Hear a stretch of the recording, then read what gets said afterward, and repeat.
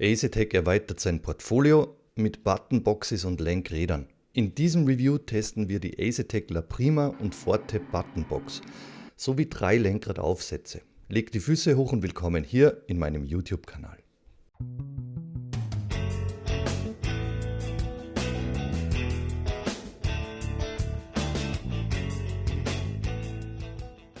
Zu Beginn wie gewohnt der Disclaimer.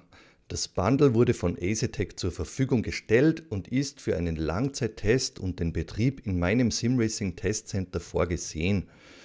Ihr könnt das Asetek Portfolio und vieles mehr in meinem Testcenter selbst unter die Lupe nehmen. Buchen und besuchen heißt die Devise, alle Infos und das Kontaktformular findet ihr auf meiner Homepage, der Link steht unterhalb dieses Videos. Es gibt für dieses Review keine Vorgaben, Auflagen oder Verpflichtungen und ich bin kein Teilnehmer eines Affiliate-Programms des Anbieters, um möglichst objektiv reviewen zu können. Doch nun kann es losgehen. Kapitel Nummer 1, Preis und Bezug. Im Asetek Webshop sind die Preise inklusive Steuer für die La Prima bzw. Forte Buttonbox mit 279,99 bzw. 379,99 gelistet. In ein paar Tagen sollten diese Buttonboxes und die 6 Lenkradaufsätze verfügbar sein und ich teste heute das Closed D-Ladder und Open D-Ladder zu Preisen von je 119,99 und das Round Comfort Plus, welches mit 159,99 ausgewiesen ist.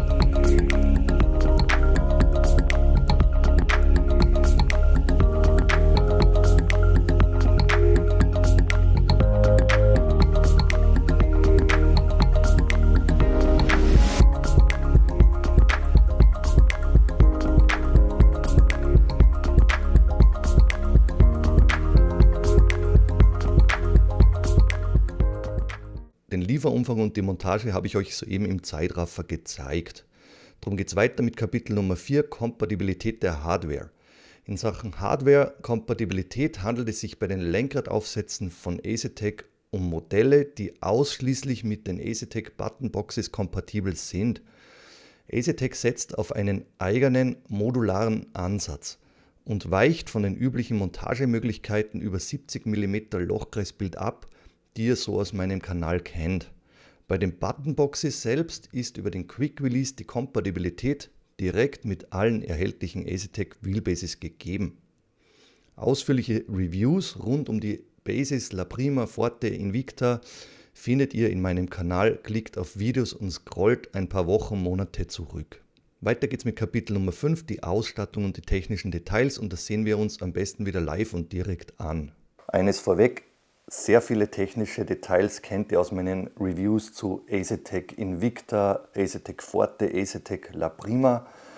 Da die technischen Details, sprich Auslösefeedback, die meiste Ausstattung, diverse Details gleich sind wie zu den jeweiligen Buttonboxes. Um jetzt in diesem Video etwas Zeit zu sparen, verweise ich eben auf diese Videos. Bitte holt dies bei Interesse nach. Wir kümmern uns heute etwas um die Unterschiede, die ich euch jetzt aufzeige zwischen fertigen Formula-Lenkrad und eben so einer Buttonbox. Sehen wir uns das jetzt in der Nähe an. Wenn ihr jetzt so ein La Prima Lenkrad euch schnappt und die entsprechende Buttonbox, das sieht absolut gleich aus. Das heißt, ihr habt nahezu die gleiche Ausstattung am Start. Warum nahezu? Ihr seht bei der Buttonbox, die endet hier jetzt mit diesen zwei Buttons auf der rechten Seite. Und diese oberseitigen beiden Buttons, die entfallen, sowie auch hier diese Abdeckung, wo beim Forte Formula Wheel ein entsprechender Encoder noch eingebettet ist. Das hat folgenden Grund: um entsprechenden Platz hier zwischen der Buttonbox und einem entsprechenden Rim-Aufsatz zu schaffen. Das würde zu eng sein, das würde kollidieren, und darum wird hier klarerweise etwas an Platz bzw. Platzbedarf eingespart. Ansonsten das komplette Schema gleich und klarerweise auch diese ganzen Auslösefeedbacks, das haptische Feedback. Hier gibt es keine Unterschiede in Sachen LED-Beleuchtung. Und jetzt gucken wir uns mal an, was so eine Buttonbox und in dem Fall dieses runde Plus-Lenkrad in Sachen Gewicht auf die Waage bringt. Da sind wir bei 1870 Gramm gelandet. Gucken wir uns das jetzt mit diesem D-Shape oben offenen Wheel und der Forte Buttonbox an. Da sind wir gelandet bei 1670 Gramm. Das sind mittelschwere bis schwere Kombinationen. Das heißt, wenn ihr jetzt die Asetek Wheelbases verwendet, ab 12 Newtonmeter, das ist passgenau auch für eher schwerere, größere Wheels. In Sachen Lenkradaufsatz, wenn ihr diesen jetzt hier ein D-Shape, oben geschlossenes Design, Standalone hier drauflegt, dann sind wir bei einem knappen Kilogramm gelandet. Das sind keine Leichtgewichte, diese Dinger sind massiv ausgeführt und das spürt ihr auch entsprechend dann in Sachen Verwindungssteifigkeit. Das könnt ihr hier gut erkennen. Das ist alles sehr massiv und sehr solide gefertigt, aber dazu etwas später.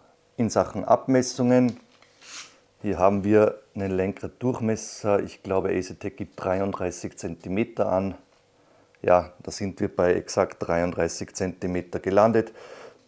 D-Shape-Abflachung dann nach unten 27 cm. Und diese 33 cm, die ziehen sich über das ganze Portfolio. Das heißt, jeglichen Lenkradaufsatz, den ihr derzeit bei Asetek ordern könnt, hat denselben Durchmesser von 33 cm. Das sind große Wheels, die auch entsprechend einen langen Hebelweg zur Mitte bringen und auch das entsprechende Drehmoment einer Wheelbase fordern, damit hier an den Griffflächen bzw. am Rim genügend Power für euch übrig bleibt. Sehen wir uns die Forte Buttonbox nochmal etwas näher an. Wie erwähnt, gleich wie bei La Prima, und hier nach oben hin sind diese beiden Buttons bzw. der eine Encoder entfallen. Alles andere, wie gesagt, gleich. Selbes Design, hier die Frontplatte aus Echtcarbon und deutlich mehr an LED-Beleuchtung am Start, wie dies bei La Prima der Fall ist. Rückseitig betrachtet unterscheiden sich zwischen Buttonbox und dem entsprechenden Formula Wheel die Quick Releases nicht. All dies ist gleich. Ebenso auch die Shifter bzw. Shifter-Mechanik. Hier keine Unterschiede. Und auch hier gilt wiederum bei La Prima, da könnt ihr diese oberseitigen, unterseitigen Pedals nicht nachrüsten. Bei Asetec Forte, Formula Wheel, wie ich euch dies gezeigt habe, beziehungsweise bei der Buttonbox, da können diese zusätzlichen Pedals nachgerüstet werden. Das heißt, ihr könnt hier analoge Pedals an den Start bringen, beziehungsweise diese oberseitigen Eingabemöglichkeiten von Zusatzpedals auf dieser Seite. Jetzt gebe ich noch einen ganz wichtigen Tipp für euch mit. Wenn ihr mit den Asetec Buttonboxes unterwegs seid, dann werden diese in den Spielen separat erkannt. Das heißt, beispielsweise jetzt mit Dirt Rally, da hast du als Eingabegerät deine Asetec Wheelbase und als zweites Eingabegerät wird die Asetec Buttonbox erkannt. Das ist für dich sehr wichtig. Wenn du jetzt Buttons belegen willst, dann musst du dies eben bei der Eingabemöglichkeit Buttonbox belegen. Diese wird separat erkannt. Das ist anders, als wenn du jetzt dieses Wheel, ein Formula Wheel, montierst, dann wird dies direkt als eine Einheit erkannt. Werfen wir noch einen Blick auf diese Verarbeitung, auf die eingesetzten Materialien. Und hier, das kann ich vorwegnehmen, bietet Asetec allerhöchsten Standard. Ihr seht wunderschöne Nähte hier, extrem sauber verarbeitet. Das könnt ihr hier sehen, so einen Kreuzstich, sehr edle Materialien. Hier dickes Glattleder, man spürt, dass diesen dicker Lederüberzug ist. Dieses perforierte Leder, das ist allerhöchster Standard, den ich so selten bei diversen anderen Lenkradmodellen bis dato gesehen habe. Auch hier rückseitig seht ihr wunderbar sauber vernäht. Das ist Handarbeit, das könnt ihr hier gut erkennen. Hier macht Asetec wirklich einen erstklassigen Job, wer auch immer diese Dinger vernäht und zusammenbaut. Hier ist dieses Alcantara-ähnliche Material, auch hier ein super sauberer Kreuzstich, der extrem edel vernäht wurde.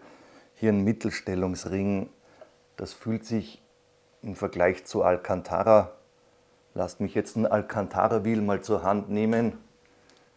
Hier, das fühlt sich im Vergleich zu Alcantara, ja, wie soll ich das jetzt beschreiben? Vielleicht nochmal eine Spur feiner an. Hier dieser Überzug. Etwas feiner noch, würde ich sagen. Ja, ansonsten von der Optik sehr ähnlich. Etwas ein tieferes Schwarz, das ich hier am Start habe, aber hier muss ich fairerweise sagen, dieses Lenkrad ist noch nagelneu und dieses habe ich schon seit, keine Ahnung, 2-3 Jahren hier im Haus. Aber das ist schon sehr, sehr beeindruckend, was Asetec hier abgeliefert hat, auch in Sachen Materialauswahl. Und jetzt kommen wir zu dem Unterschied in Sachen Montage dieser Buttonboxes. Aus meinen Videos kennt ihr, üblicherweise werden diese Lenkradaufsätze mit diesem genormten 70 mm Lochkreisbild mit einer Buttonbox bzw. einem Quick Release verbunden. Und hier eben das abweichende Schema von Asetec. Asetec hat diese Lösung wie bei der Montage gezeigt, über diese Aufnahmepunkte gelöst. Das seht ihr eben hier oder unterseitig der Shifter entsprechend. Und somit hat Asetec hier absolut kein Problem, bei einer Buttonbox wunderbar hier entsprechende Encoder zu platzieren. Das heißt, diese mittigen Encoder sind frei, weil hier keine Speichen durchgehen. Das ist ein Vorteil, klarerweise.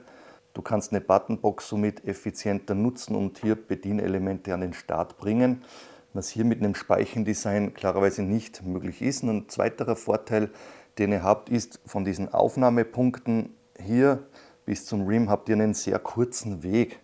Das heißt, einen sehr kurzen Hebelweg, der wiederum vorteilhaft ist in Sachen Stabilität.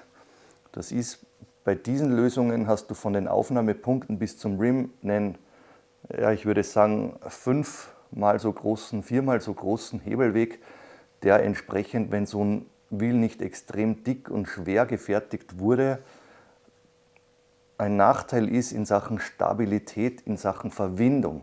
In Sachen Shifter Pedals, das könnt ihr hier erkennen, da haben wir gesprochen, ihr habt absolut die gleiche Aufnahme, die gleichen Pedals am Start wie bei den Formula Wheels. Hier wäre es interessant darüber nachzudenken, jetzt bei Buttonboxes mit entsprechend riesengroßen Lenkradaufsätzen auch entsprechende Pedals, die etwas größer dimensioniert sind, hier in der Breite GT-typische Pedals an den Start zu bringen.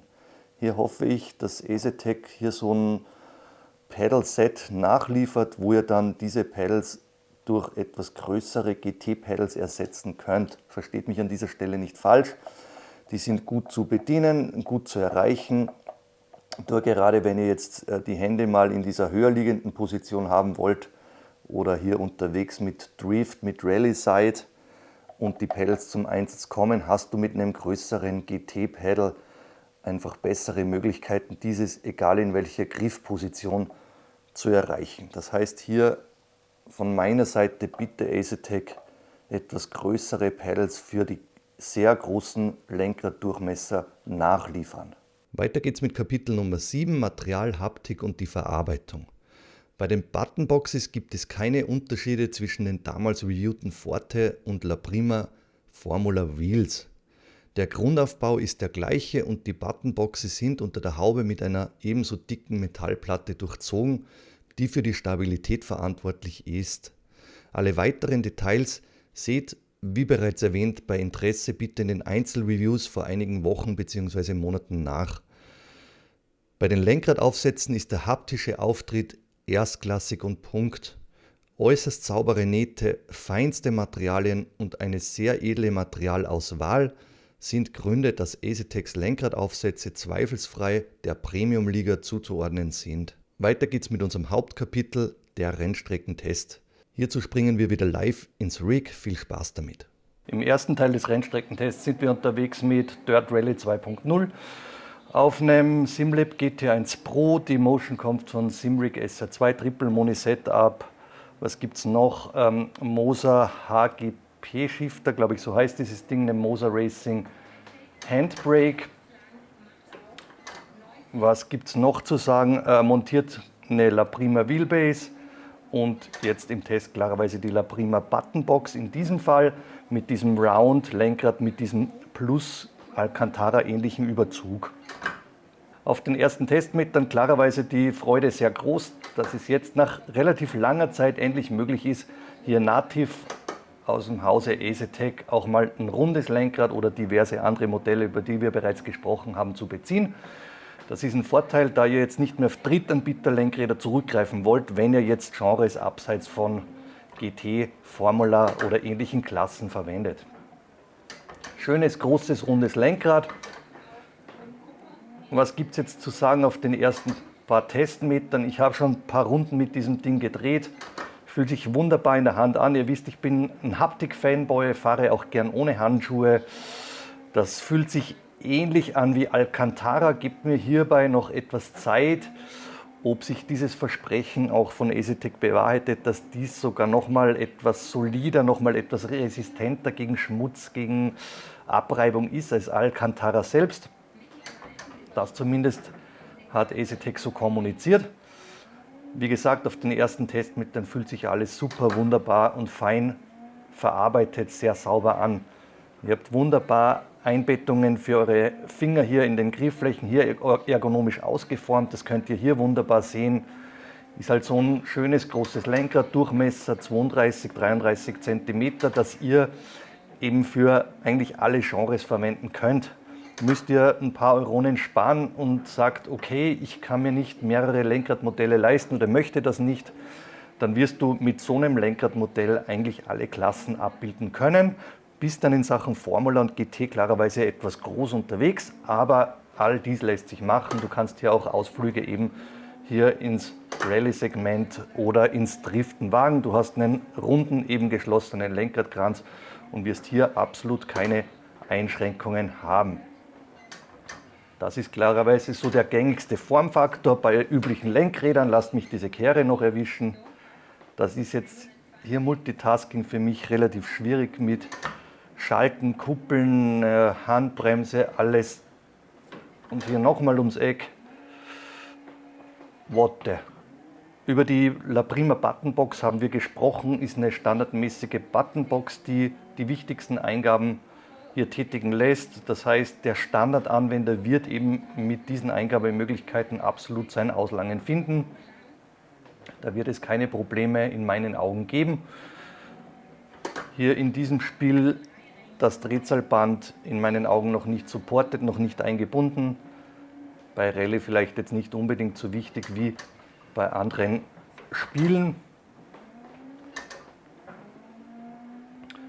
Und ja, jetzt werden wir aus dem Rallye-Fahrzeug rausspringen, dann kann ich etwas leichter mit euch reden. Ihr wisst, Multitasking, hier mit Rallye schalten, Shifter, Kuppeln, Handbrake, das ist nicht unbedingt eine meiner Lieblingsdisziplinen. Schnappen wir uns ein GT-Fahrzeug und das D-Shape nach oben offene Lenkrad und dann melde ich mich in Kürze wieder bei euch.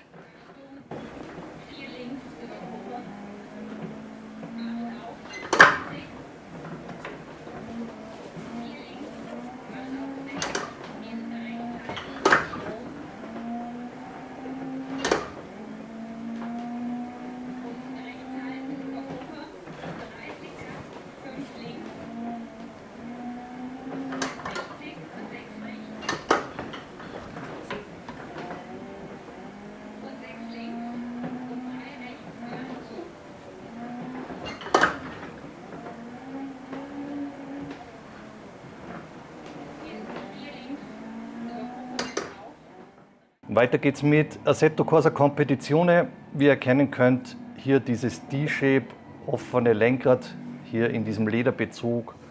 Auch darüber haben wir bereits gesprochen mit diesem perforierten Leder und ein Glattleder, sehr edel, sehr sauber vernäht.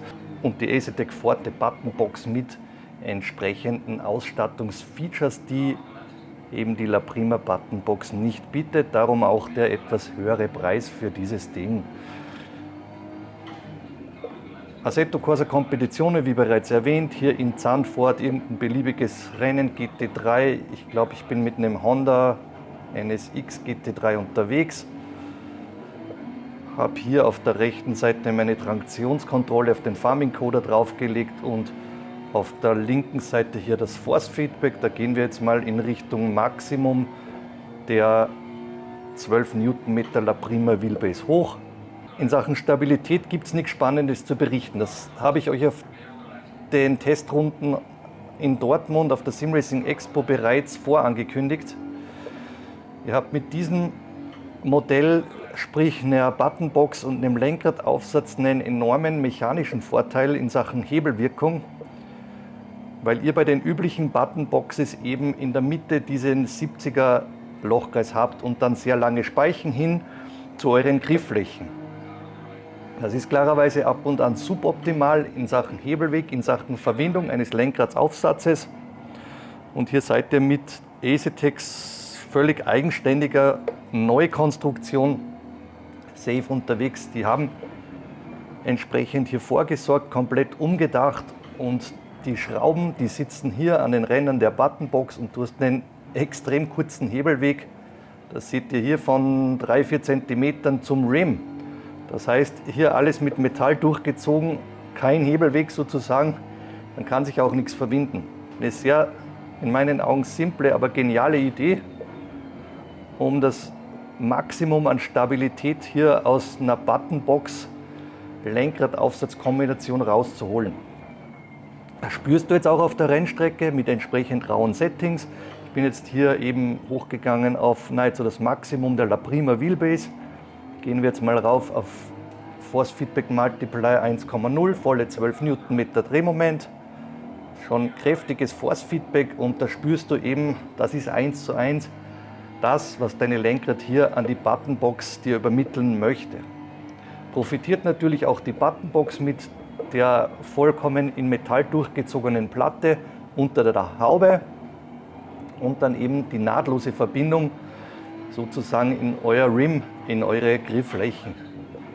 Herrliches Fahrgefühl, tolles Force Feedback, eine super Lösung in meinen Augen und ein Maßstab in Sachen Buttonbox. Bin gespannt dann, wenn es dann mal eine Invicta Buttonbox gibt, die dann nochmal zulegt, eventuell in Sachen Shiftermechanik. Das habe ich euch gesagt in meinen bisherigen La Prima und Forte Wheelbase und Forte La Prima Formula Lenkrad-Tests. Dieses Feedback der Shiftermechanik ist durchschnittlich. Die komplette Shifterkonstruktion und die der Pedals ist ein Composite-Kunststoff. Das spürst du, da bist du nicht in Sachen High-End unterwegs. Hier ist auf jeden Fall Luft nach oben, das ist okay. Ihr hört es, gedämpfte Shiftermechanik, auch darüber haben wir bereits gesprochen. Aber wenn du jetzt nochmal hier in Richtung Haptik, Massivitätskrone gehen willst, dann hoffe ich, dass hier in Sachen Invicta nochmal Nachschlag kommen wird.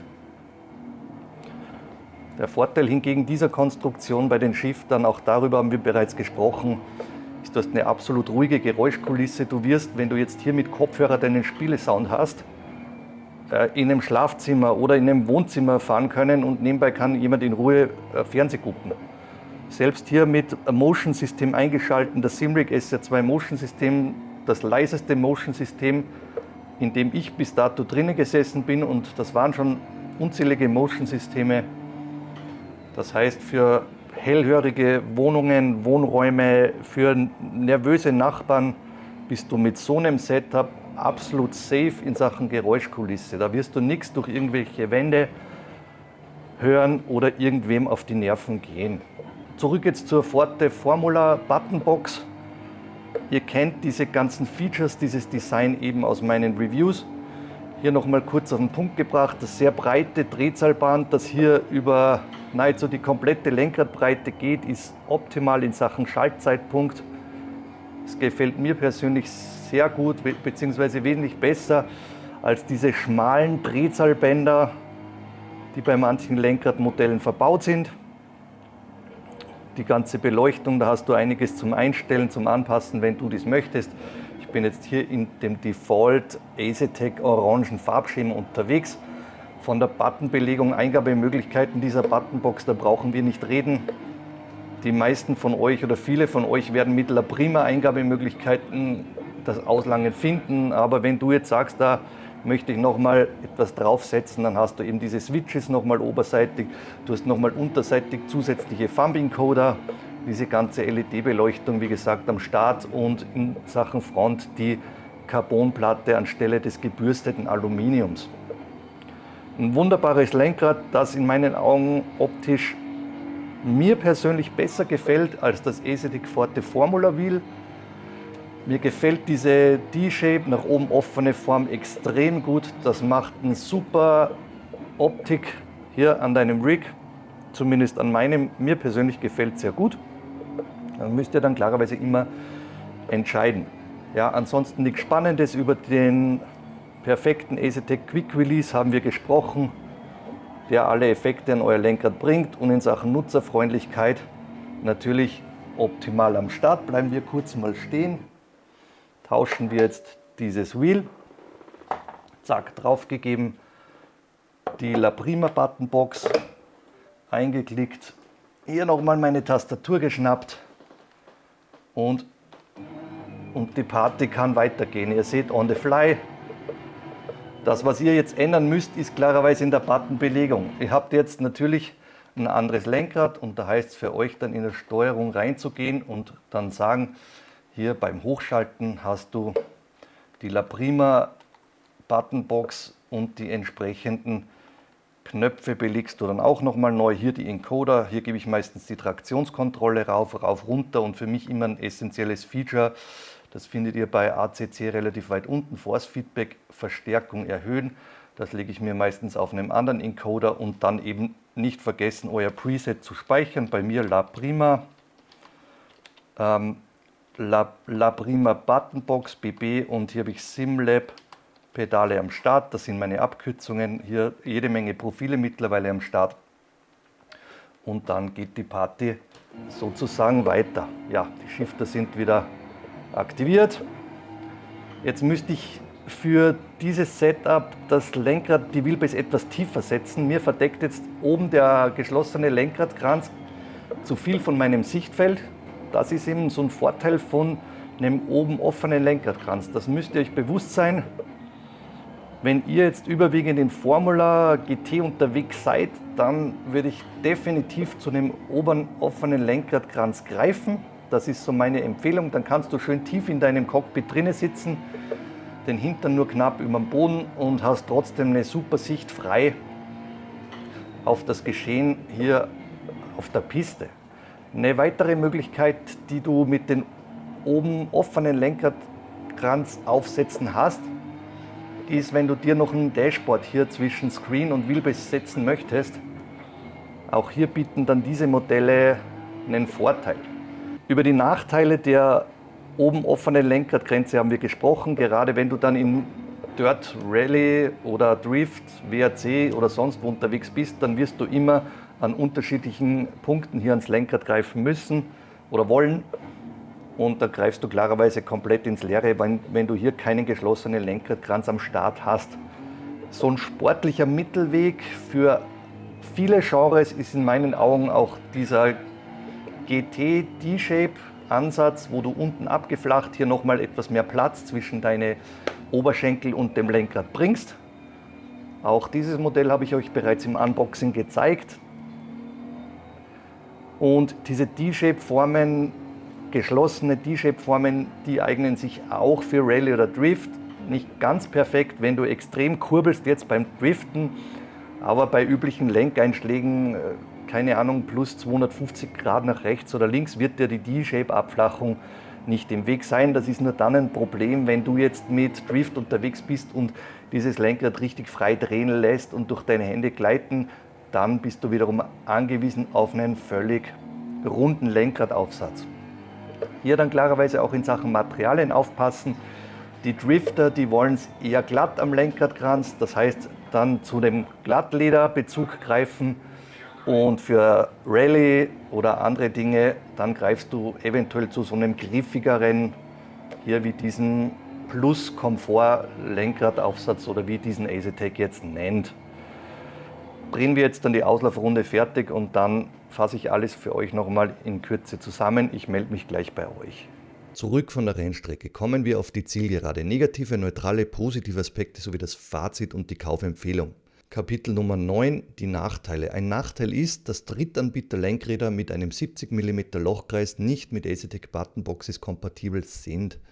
Wollt ihr Lenkradaufsätze von beispielsweise Sparco, OMP oder Momo, aus welchen Gründen auch immer, an eure Asetec Wheelbase bringen, dann müsst ihr zu Asetecs Quick Release greifen. Habt aber dann klarerweise keine Eingabemöglichkeiten, wie diese eine Buttonbox bietet. Ein zweiter negativer Aspekt ist das Verpackungsdesign. Es darf nicht sein, dass in der Verpackung Teile lose herumfliegen oder eine Schraube und ein Nutenstein sich von der Shifter-Mechanik löst und dann wieder selbst anzuschrauben ist.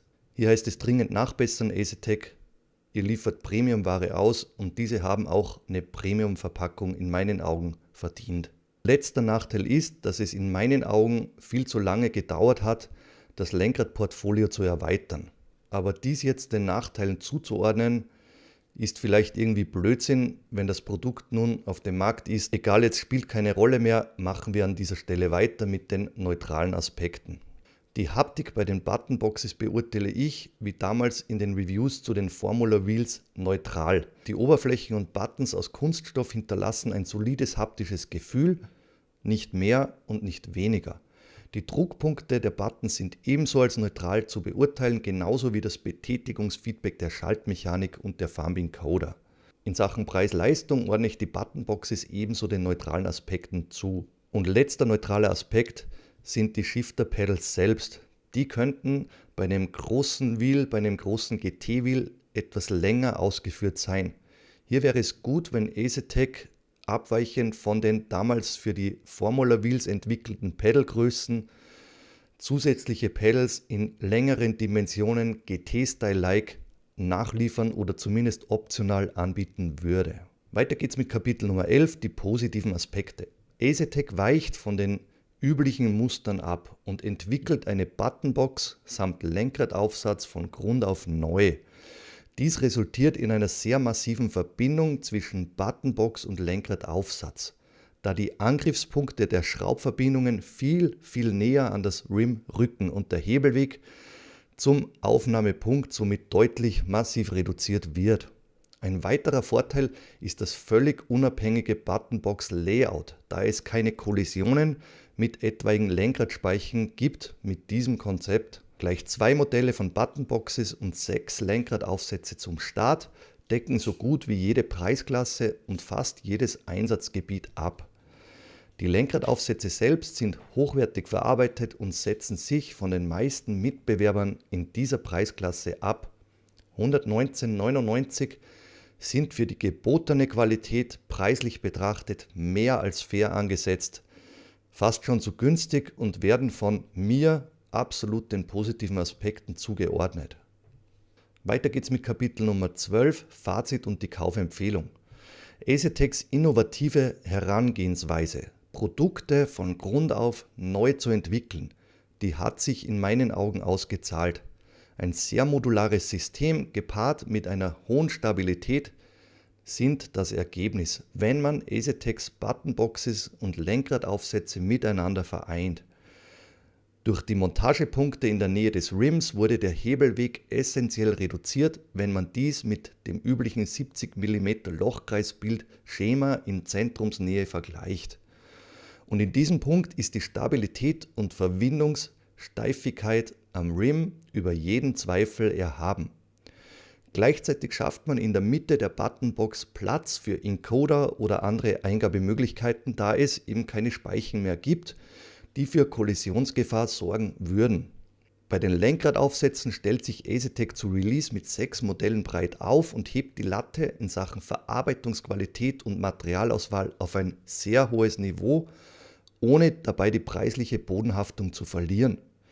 In Sachen Kaufempfehlung gibt es heute von meiner Seite ein selten klares Go ohne jegliche Hype-Allüren. Zusammengefasst kann ich EasyTech zum wiederholten Male gratulieren und das tue ich nach wie vor völlig befreit von Affiliate-Links. Ich verdiene an euren etwaigen EasyTech-Käufen keinen einzigen Cent und bemühe mich stets objektiv zu urteilen. Macht euch selbst ein Bild, wie ihr dies seht. Preis, Leistung, Performance und Nutzerfreundlichkeit, die stimmen. Ich freue mich auf weitere Peripherie aus dem Hause EasyTech, die ihr von heute an hier in meinem SimRacing Testcenter in Salzburg selbst unter die Lupe nehmen könnt. Alles zum Thema Buchen und Besuchen findet ihr auf meiner Homepage. Nutzt bitte den Link zum entsprechenden Kontaktformular unterhalb dieses Videos. Vor einem spannenden Ausblick seid nun ihr am Zug. Wie gefallen euch die neuen EasyTech Produkte? Habt ihr diese vielleicht bereits auf der SimRacing Expo in Dortmund getestet? Wollt ihr eventuell auf den EasyTech Zug aufspringen oder seid ihr bereits aufgesprungen? Lasst mich dies auf jeden Fall wissen in den Kommentaren, das interessiert mich immerzu. Bitte vergesst an dieser Stelle nicht, meinen Kanal zu unterstützen, da ich ausschließlich auf euren Support angewiesen bin und ich auch in Zukunft Affiliate-Links ablehne. In diesem Punkt steht meine Meinung, dass sich diese extrem ausführlichen Reviews, diese viele Arbeit nur dann für euch lohnt, wenn dies möglichst objektiv geschehen kann und ich euch bei einem Besuch in meinem Testcenter nicht zum Kauf eines bestimmten Herstellers hinberaten werde. Ich will kein Hype- oder Werbekanal im Netz sein. Kapitel Nummer 13, der spannende Ausblick. Derzeit teste ich ein Lenkrad von simraceshop.de aus dem Hause Evil Racing. Von simracer.at gibt es Nachschub in Sachen Pedale. Ohren auf, ihr habt euch oftmals ein Video zu SimGrade gewünscht. Das sind High-End-Pedale zum wirklich bezahlbaren Preis. Guckt auf jeden Fall in meinem Kanal rein. Und oftmals angefragte Peripherie, das SimLab-Portfolio ist ebenso gewachsen. Ein Review zu dem neuen SimLab Rig ist in Vorbereitung. Viel zu tun in diesem sich zu Ende neigenden SimRacing-Jahr 2023. Also dann, ich bedanke mich wieder einmal fürs Dabeisein und den Support in meinem Kanal. Abo und Like, die würden mich wie immer freuen und wir sehen uns vielleicht hier in meinem Testcenter oder sonst bei YouTube. Grüße, gutes Wochenende von eurem Ron.